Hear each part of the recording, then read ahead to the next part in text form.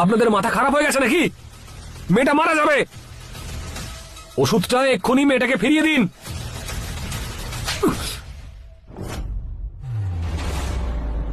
How dare you! তোমার সাহস কি করে হলো আমার ছেলের উপর কথা বলার? Please help her, she will die.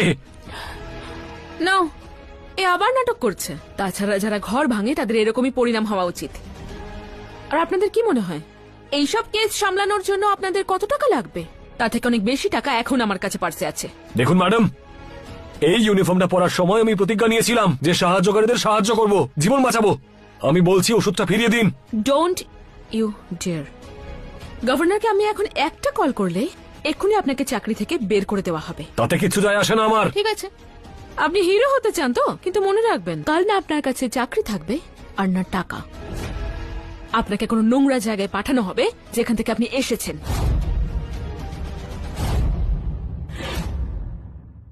যদি আমার চাকরি চলেও যায়, আমি বলে দিচ্ছি তাতে আমার কিচ্ছু যায় আসে না ম্যাডাম।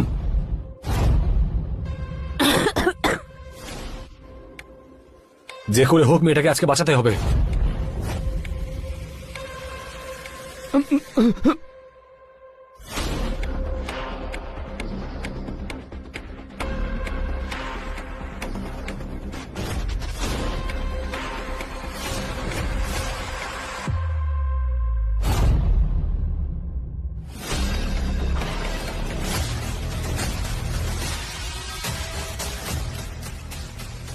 আজকে তোকে কেউ বাঁচাতে পারবে না। আরে যদি এক পাওয়ার এগোনোর চেষ্টা করেন তাহলে আপনারও সেই অবস্থা হবে ওর যা হয়েছে। আরে 100-এ ফোন করে এখানকার সব ইনফরমেশন দাও। কেউ ফোন করবে না। ভেবে দেখুন অফিসার, যদি কল করেন তাহলে আমি পার্সোনালি এই ম্যাটারটা দেখব।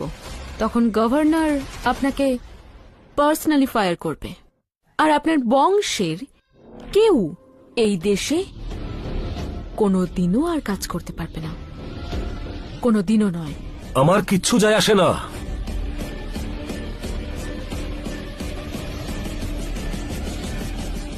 Hello, control room, this is inspector Roshan. আমার একটা অ্যাম্বুলেন্স প্রয়োজন মুম্বাই এয়ারপোর্টে।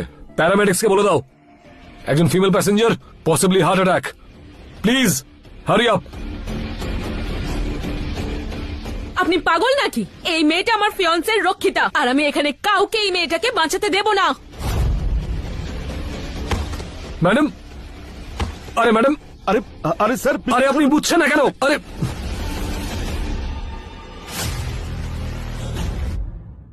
হোল্ড হিম ডাউন।